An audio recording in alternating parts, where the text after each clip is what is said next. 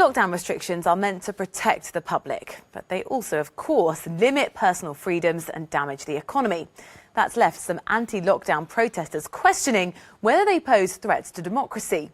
Well, let's talk about this with Kevin Casa Zamora, who's Secretary General at the International Institute for Democracy and Electoral Assistance. Thank you very much for speaking to us.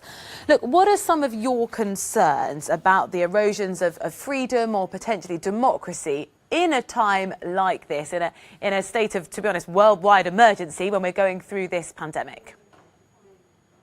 Sure. I would group my concerns into two different kinds. I mean, there's a first cluster of concerns related to the exercise of emergency powers by practically all governments around the world. We should understand that exercising emergency powers is a legitimate part of a response to an extraordinary circumstance such as this one.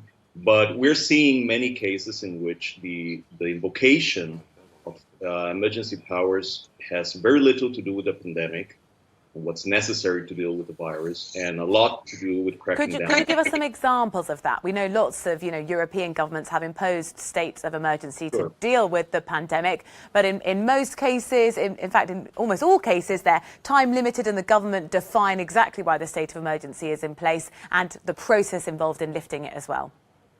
Oh, but you can see many examples from all over the world in which, in particular, emergency powers are being used to crack down on freedom of expression, independent media, civic space.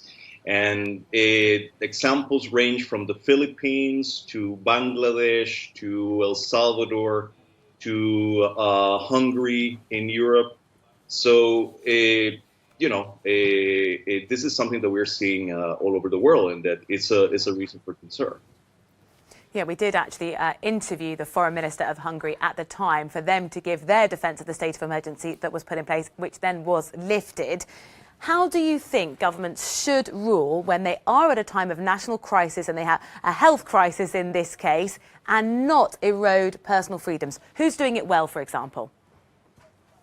Most of the countries, I have to say, particularly in Europe, are doing it well.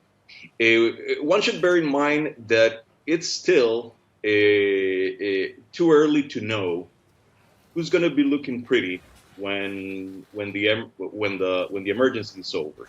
So this is a question that you should ask me in a year's time. In a year's time, we'll be in a position to know who used emergency powers wisely and in ways that are compatible with democracy, that is, in a time-bound manner, in a manner that is subject to the oversight of judiciaries and by parliaments, and who abused those powers. In a way, it's too early to tell, but I would say that, and this should be a cause for comfort, that in most cases, emergency powers are being used the right way, but there are many cases still where there are reasons to be concerned. Kevin Casa Zamora, Secretary General at the International Institute for Democracy and Electoral Assistance. Thank you for talking to us.